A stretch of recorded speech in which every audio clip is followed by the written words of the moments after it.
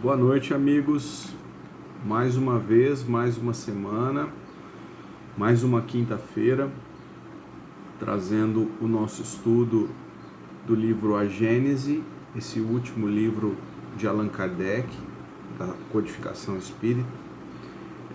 A gente atualmente faz o capítulo número 13, tá? Intitulado Caracteres dos Milagres, que é a parte que trabalha com os milagres segundo o Espiritismo. Tá? Quais milagres? Os milagres proferidos por Jesus, né? Ou os milagres que estão descritos na Bíblia, né? Antigo e Novo Testamento, principalmente Novo Testamento, tá bom? Então pedimos a Jesus, ao Mestre de Amor, que nos traga paz, que nos abençoe os nossos estudos, que possamos ser claros, discretos, honestos, solidários com o Mestre Leonês, nosso querido professor Rivail, Allan Kardec. Então, dessa forma, Senhor, Senhor, acorda-nos, Senhor da vida. Muito obrigado, que assim seja. Bom, continuando, pessoal, item 8, então, do capítulo 13, Caracteres dos Milagres, tá bom?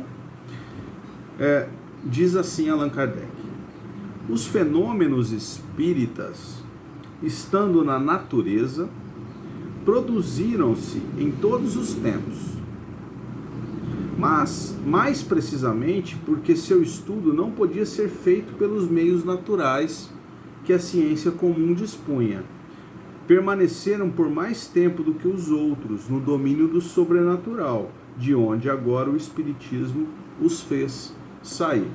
Bom, pontua Allan Kardec, então, aqui nessa parte do capítulo 13, que o Espiritismo ele afasta completamente as questões místicas no sentido miraculosas, né? Isso é muito importante para a gente entender a questão dos milagres. Allan Kardec utiliza-se do empoderamento que ele tem, que ele teve, quanto cientista, professor, né? Pedagogo, sociólogo, mestre em muitas ciências, antes da fase Allan Kardec, onde era professor, né, Rivail, Hippolyte Léon Denisard Rivail. Um homem acima das questões, como a gente vai dizer, das questões simplesmente científicas. Porque quando ele assume o pseudônimo Allan Kardec, ele não esqueceu o passado dele. A gente já ouviu algumas pessoas falando disso, nós não concordamos. Ele não esqueceu o passado dele, tanto é que ele usou a ciência e ele utiliza a ciência ainda engatinhando nas questões espirituais para promover métodos para que se consagre o Espiritismo. Então o Espiritismo ele é científico. Por isso que se diz que o Espiritismo ele é uma doutrina tríade, né? Porque ele é ciência enquanto método, ele é religião enquanto moral cristã, pensamento de Jesus, ensinos de Jesus, e ele é filosofia, porque ele respeita e explica, ele explica questões que nós, todos seres humanos, trazemos, né? De onde viemos, por que somos assim, por que estamos dessa forma, né? No sentido emocional, por exemplo, para onde vamos, né? Então, alguns pontos são fundamentais para entender o Espiritismo. Um deles, o Espiritismo se apoia na imortalidade da alma. Então, nós simplesmente não morremos. Os espíritos não morrem. O que fica quando a gente desencarna é o corpo físico, né? O corpo físico ele volta para para o seio da terra. Esse é um ponto principal. Se a gente não tem isso muito bem baseado no nosso pensamento, não dá para falar de espiritismo. Por quê? Porque por vários motivos, mas eu vou elencar talvez o mais relevante. O espiritismo, ele é uma doutrina que apareceu por revelação. Isso quer dizer que nós temos a coincidência dos ensinos, né? Vários lugares, vários pontos diferentes falando a mesma coisa, né? Vários centros espíritas recebendo as mesmas mensagens, ao menos com o mesmo teor, e essa confirmação era fundamental para Allan Kardec, senão ele não publicava. E a revelação, ela vem do plano espiritual para o plano material, então ela chega até nós, né, os espíritos encarnados, através dos desencarnados. Então, se você não acredita na imortalidade da alma, não tem como falar de espiritismo. Entenderam? É muito básico. E continua, então, falando sobre o sobrenatural. O sobrenatural, baseando-se em aparências inexplicáveis, deixa um livre curso à imaginação, que, vagando no desconhecido, produz as crenças supersticiosas. Quem não conhece o espiritismo acredita que o espiritismo é supersticioso. Eu já me deparei muitas vezes com irmãos, amigos aí que não são espíritas, têm outras religiões ou não têm religião nenhuma, e quando a gente fala de espiritismo, as pessoas ficam boquiabertas, né, quando ela está disposta a ouvir-nos, né? Se há espaço para se falar sobre isso, claro, a gente não fica importunando ninguém, né? Mas se há o espaço e a gente começa a falar, as pessoas ficam boquiabertas. Puxa vida, não imaginava nada disso, né? Que o espiritismo é uma ciência, só que estuda a ciência do espírito, né? Compreendemos que a ciência que a gente tem terrena, né? A ciência que toca os nossos sentidos físicos e ainda não transcendeu para as questões da alma, mas está em vias de acontecer, tá? Já tem muitos cientistas rendendo-se ao que eles não conseguem ver com os olhos físicos. Então, já essa ciência, ela está caminhando para uma ciência espiritual, né? Para o que Allan Kardec chamava atenção há 160 anos atrás. Então, esse livro aqui, a Gênese, é extremamente moderno, extremamente atual, mesmo tendo sido escrito há tanto tempo. Para o item seguinte, Allan Kardec inicia assim: os fenômenos espíritas consistem nos diferentes modos de manifestação da alma e do espírito. Existia no século XIX muitas matérias escolares, nós estamos falando de matéria das universidades, das faculdades, né? Ou até dos terceiranistas da fase que a gente hoje chama de... muda tanto, né, gente? Na minha fase era colegial, primeiro, segundo, terceiro colegial, né? Agora é ensino médio. Então, já no ensino médio, preparando os adolescentes para a chegada na universidade, no século XIX e começo do século XX,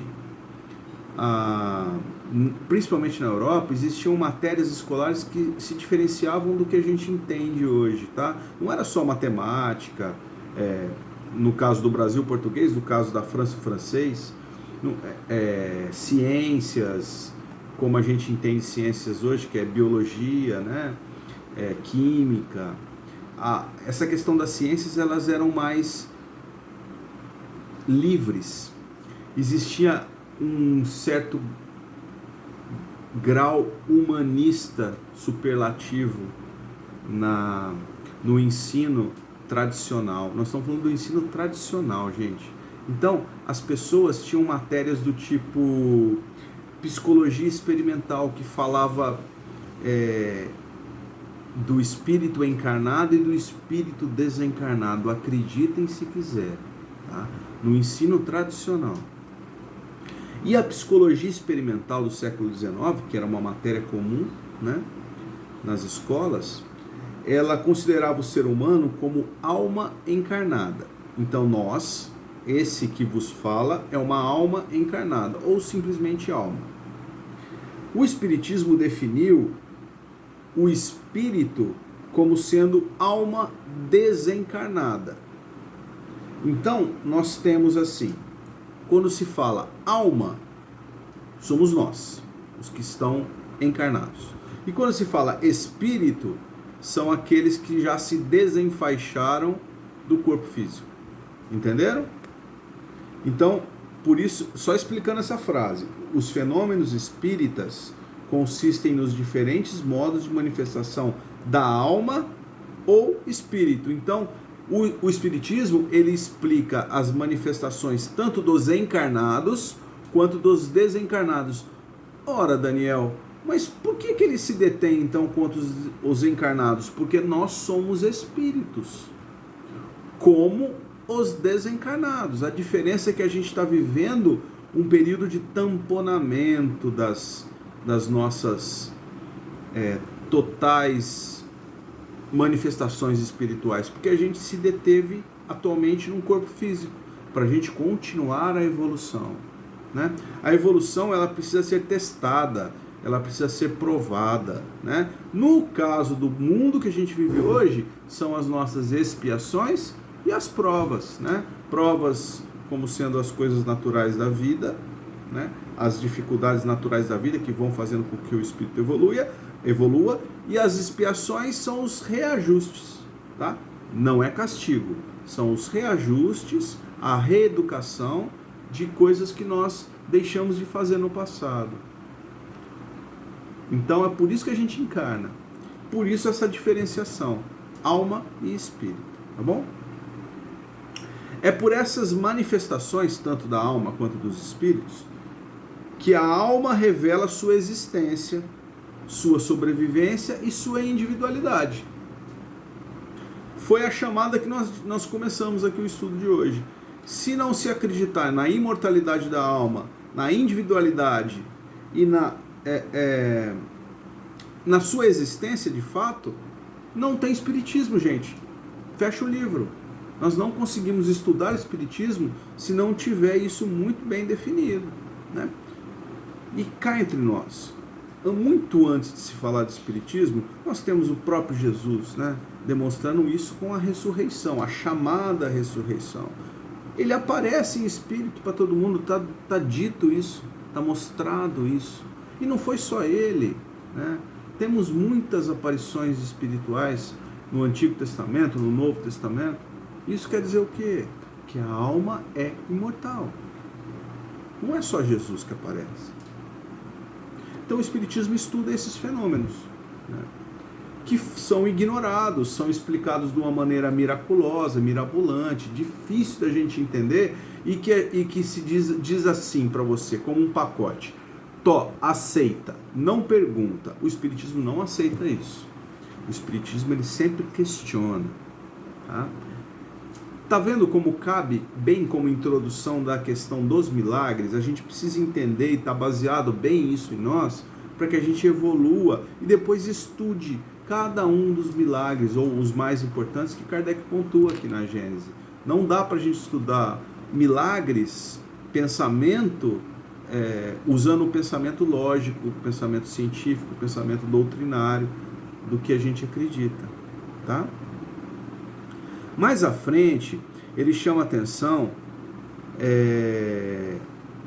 para os tidos negacionistas da existência do princípio inteligente, que é a imortalidade da alma. Ele diz assim: para aqueles que negam a existência do princípio espiritual independente e, por consequência, negam a alma individual, para esses que não acreditam na sobrevivência da alma, né, do espírito após o desencarne, toda a natureza estaria na matéria tangível. Então está tudo aqui no que a gente pode tocar com as mãos, enxergar com os olhos, sentir com o olfato, pelo paladar, escutar com os ouvidos, né?